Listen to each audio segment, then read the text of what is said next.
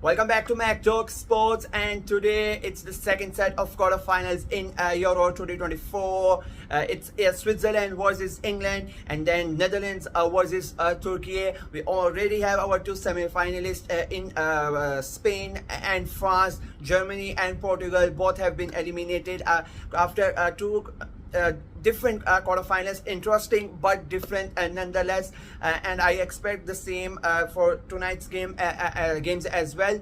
So let's get right into it. We're gonna start with Netherlands versus Turkey, and I think this is going to be a very exciting game. It's the last game. They are like before they start, they would already know who they are gonna play in the semi-final, or everything would be set for them. But the way that both these teams have played, nobody expected each of them to be here at this stage. They were not the favorites to go this far, but both of them have defied odds. Both of them have played a really exciting football. Netherlands, they started slow, but as the tournament has progressed, they have gained momentum. Game by game, they have scored. They have created like the fourth most chances in the tournament. The goals involved, whether conceded or scored, they are on fourth as well. And the only three teams that are better than him were Germany, I think, on 14, and then Austria, who are already eliminated with 13, and the other team is Turkey, who is also on 13, who sent Austria home. So that tells you how exciting this game is going to be, because we have two teams there that are involved in so many goals, whether it's conceding or scoring.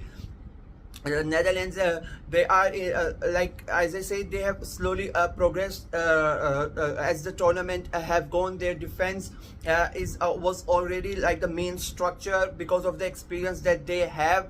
But it's the midfield and the attacking players that have slowly gotten into the competition. Williams is there. Gakpo has been really good. 2 consecutive Man of the Match awards. Depay is performing very well. So we have Milan scored a couple of goals in the last game as well. So you can see like the entire squad, entire team coming together. They are gelling beautifully, and they're sort of peaking at the right time. Slowly, as I said, as the tournament goes on, they are getting into the perfect rhythm as a squad. You want that in the knockout stages, and if they win the semi-final against, it could be like against England and Switzerland, and you would expect as a Netherlands fan to fancy your chances. Like at this moment in time, they could repeat the history of 1988.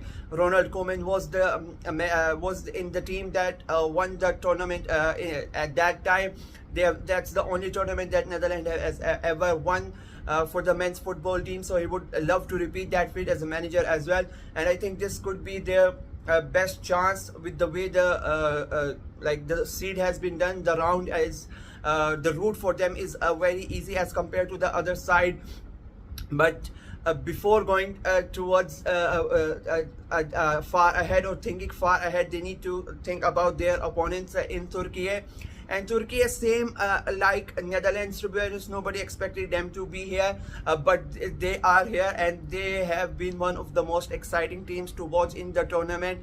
If it's their opening minute goals, if it's their last minute winners, their complete meltdown in the defense, their emotional fans, their over-the-top celebrations, like it has been really fun to watch Turkey.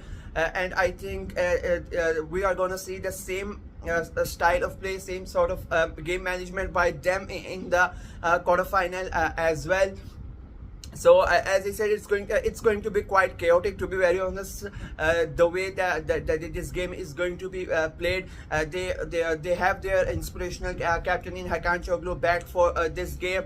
Arda Güler has been really good. Kenan Dilmiz has been really good as well. Both the young talent, they have shown that they truly belong there. and they have performed well when they needed it. Marcus Dilmal, who was the hero for the last match, is not playing this game. He has been suspended for 2 games, so that's a bit of a setback for Turkey. But I don't think they would in a way mind that much, because the way that they play, it's like the entire team defends and entire team attacks. It's not basically centered around one team, and that has helped them. And that could be said about the Dutch as well. Even though in defense they are much better as compared to the Turks, they have like a lot of experience. They are senior players. You have your Van Dijks and Akes, and you know they have the experience to handle the pressure, and they sort of make the defense calm. But one problem in a way that the Dutch can face, that when they sat back and they invite pressure, then it becomes really hard for them to change into the second gear. And we sort of saw that in the French game, that they were not able to get into the second gear and attack France when they were defending. So if Turkey, who have basically started every game really fast, they come out of the blocks and this attack the Dutch in the 5-10 minutes, they start to attack them, and the Dutch sat back and tried to defend. I think it could be a problem for them. It might get hard for them to then change the gear and go into attacking mode. But you never know, and as I said, you never know. It could change in one bit. It happened again for them in the last game as well. They were quite under pressure. They were sitting back. They were inviting pressure, and then a moment of magic from Cody Gakpo, and the Netherlands were ahead. And after that, the game changed completely. They were on the front foot, and they never came back from that.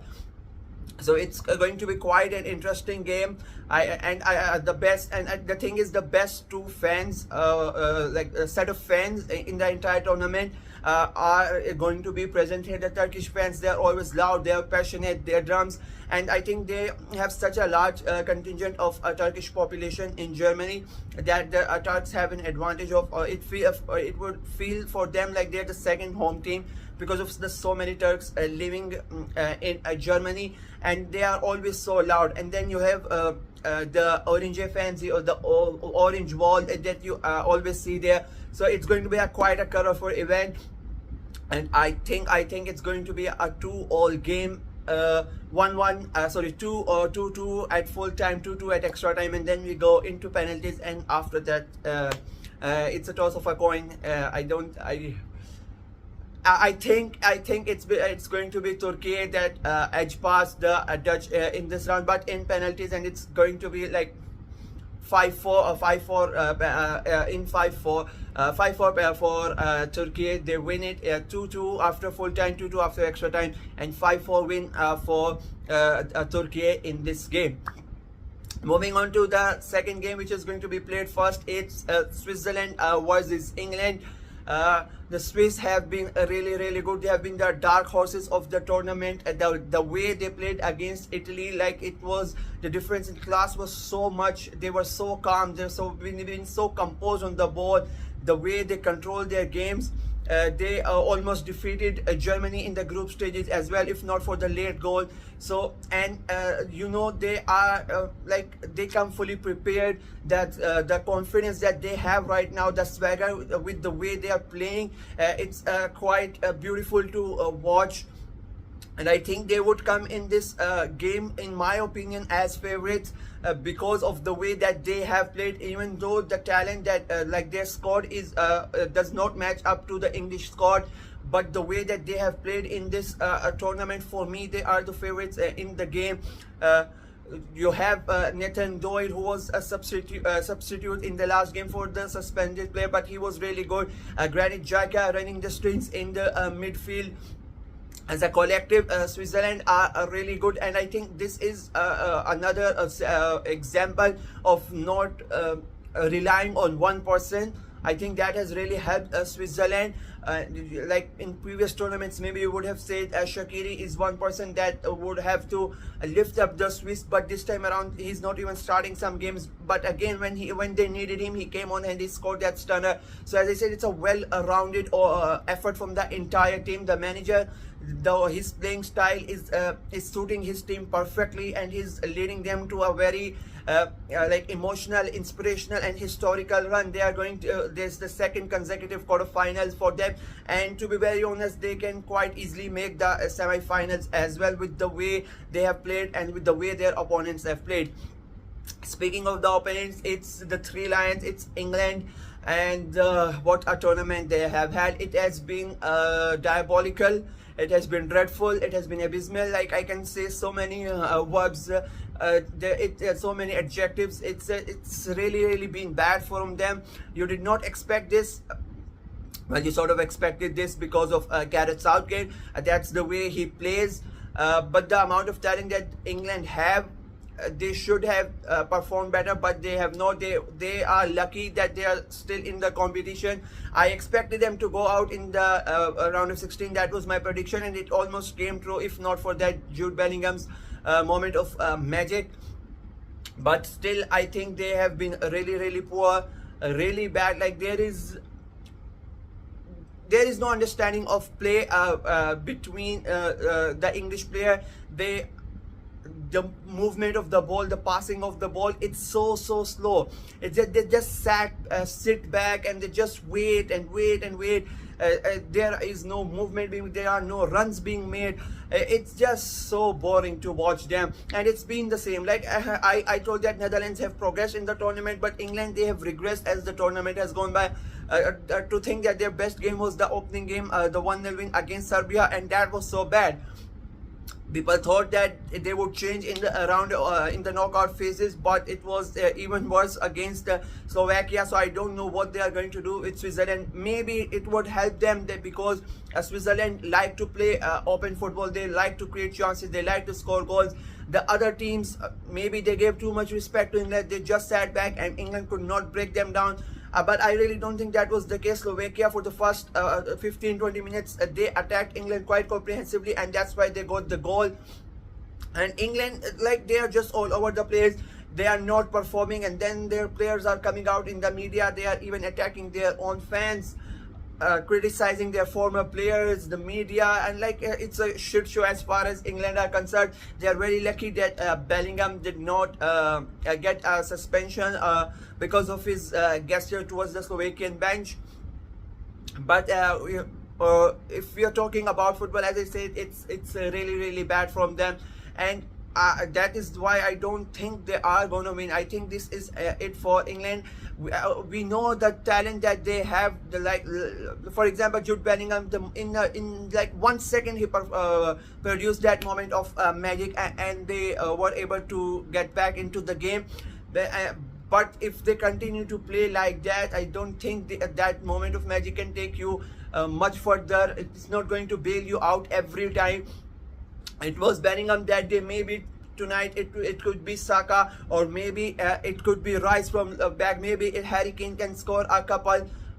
But the way they are playing, it's not really looking good. And I really don't think, even if they are able to win the game and they go into the next round, or even if they go to the final, with the way they are playing, I don't really see them winning the tournament, to be very honest.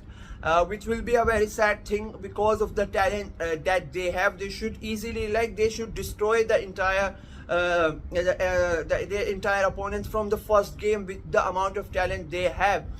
But they are that is the reason that I am going for a Swiss win in this game. And I'm not even going to go into extra time or anything. I think it's going to be a 2-1 win for Switzerland in the 90 minutes, and they move on to the semi-final, and England would get eliminated tonight. And that is it. That is my prediction. England to go home, Switzerland to send them home. Football is not coming home, but Gareth Southgate and his boys are coming back home tonight.